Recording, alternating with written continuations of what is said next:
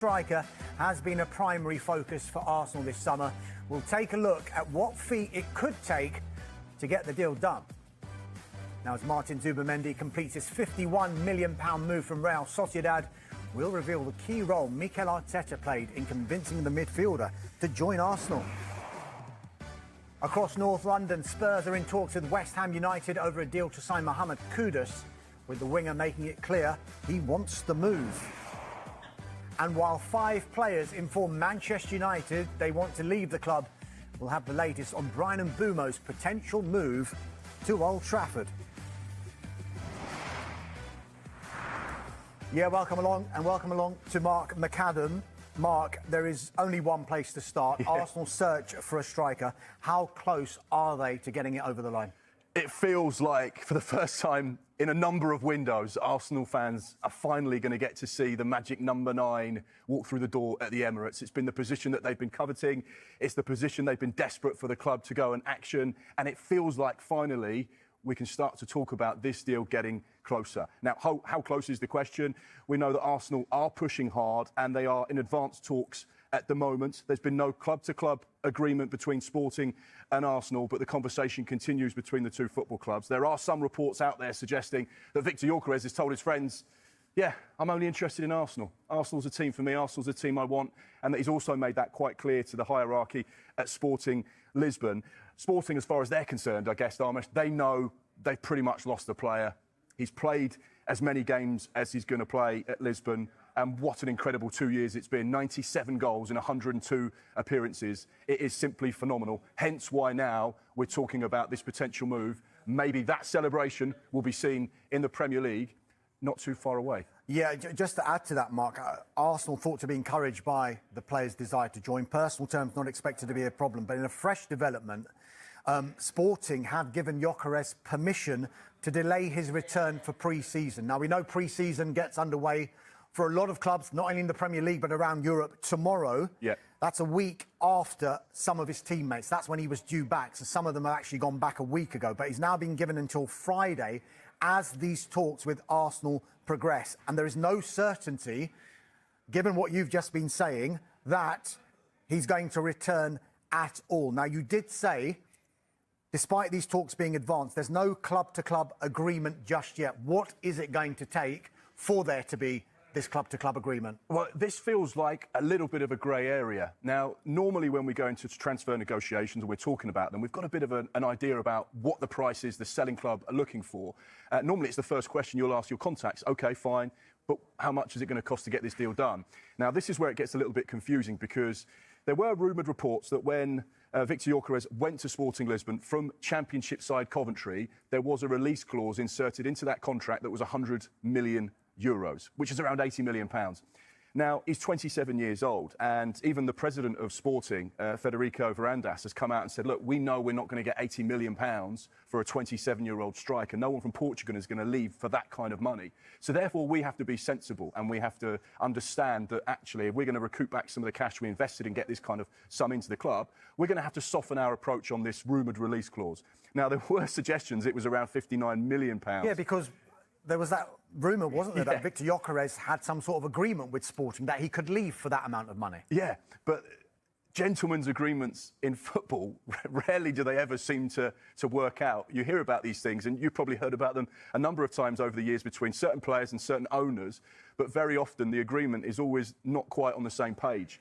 Now, we did say that we understood it to be £59 million. However, Federico Varandas has come out and said there's absolutely no chance that Victor Gyokeres will be leaving for £59 million in this window. So between £80 million, the release clause, and £59 million, the rumoured release clause, you'd imagine the fee that Arsenal would have to pay will be somewhere in between. You get that feeling that that's where they're going to be. It's going to be probably around 70 million, whether that's inclusive of add-ons or plus some add-ons. It's going to have to be that kind of figure to get Victor Gyokeres out of Sporting Lisbon and into North London. Look, we have been speaking about this very topic for so many transfer windows, haven't we? It has been a primary focus for Arsenal to bring in a striker in this transfer window. They have explored the conditions of a deal for a number of players, most notably RB Leipzig's Benjamin Sesko. But when you look at those two players, they're different profiles and different ages, aren't they? Victor Gyokeres, you could argue, more of the finished article, does Benjamin Sesko perhaps have the higher ceiling? But what we're hearing now is that the focus seems to be edging towards Viktor Gyokeres as opposed to Sesko. It felt like they had two names on their list. Now, there probably would have been 5 or 6. Arsenal do a lot of due diligence. They like to scour the market, and they know that they have to sign top quality. But it always felt like from the start of this window, they had 2 players in mind for that number 9 position.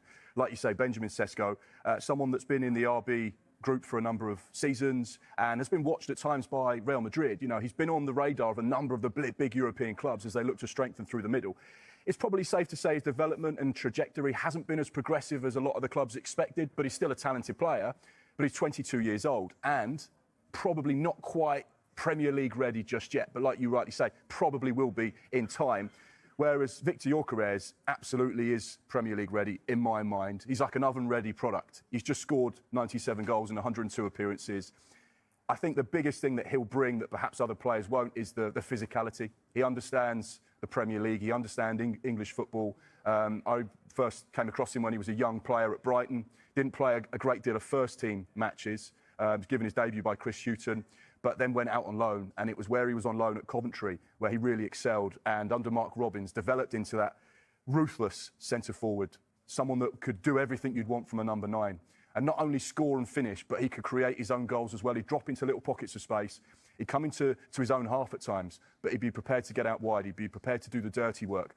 And then he had the ability to finish with ease, and not just simple finishes. You know, he'd stick it in the bottom corner, he'd stick it in the top corner. He was good aerially. He had everything. And this is where I think this potential deal certainly feels like it could be the right one, and the one that Arsenal fans are crying out for.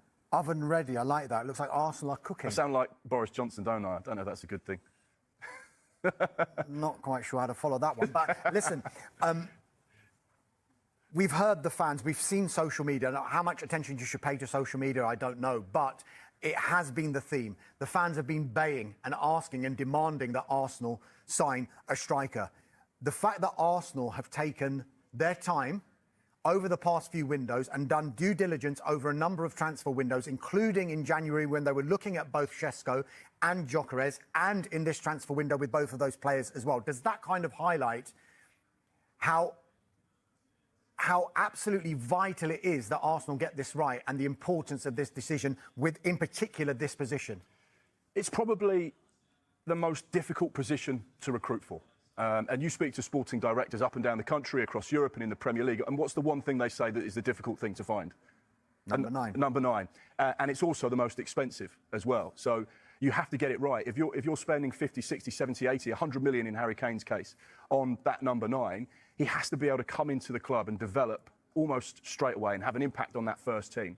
This is the most challenging position to recruit for. And for a team like Arsenal, you're not trying to find a striker that will get you 15 goals and get you in the top 4. You're trying to find a striker that will get you 25 plus goals and someone that will spearhead you to the Premier League title, spearhead you to the Champions League, go and win domestic cups as well. You have got to be the full package, the whole package, and nothing less. It's quite interesting, something you mentioned there.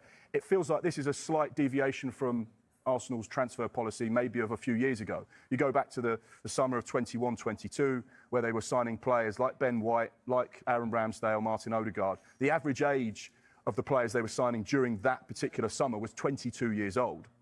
Suddenly, Andrea Berta comes into the football club with his experience in La Liga, new relationship with Mikel Arteta, and in his final 2 seasons at Atletico, the average age of the players he was signing was 26 and 27. And when you start to look at what Arsenal are doing, Kepa at 30, Zubimendi at 26, Viktor Gyokeres, should they get the deal done, he's 27, Eberechi Eze as well, 27. It feels like this is a slight shift.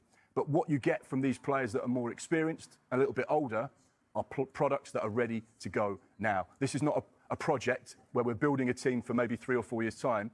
This is a project that Mikel Arteta would say, we are ready to hit the ground now and go and win the Premier League. I guess with every transfer, not just big money ones, potentially like Gyokeres would be, comes with it an element of risk.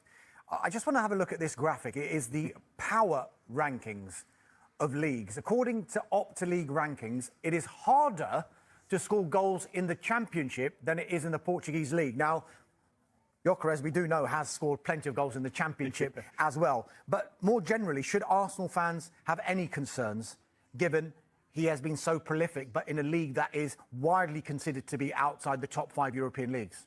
I think Victor Gyokeres brings something that perhaps a number of other European players don't bring, and that's experience of the English game, both at Brighton, both at Coventry. He had a loan spell as well that didn't work out particularly well, but he understands the rigours of playing English football. So I think, first of all, you've got someone that understands the country.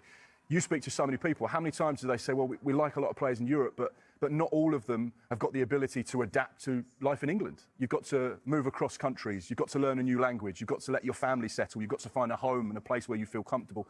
And then you've got to start playing your best football on the pitch, whereas Arsenal fans won't have that concern. The Arsenal hierarchy won't have that concern. Victor Gyokeres has lived in England before, so he knows what that's like. So I don't think that will be an issue. The fact that he's a physical striker as well.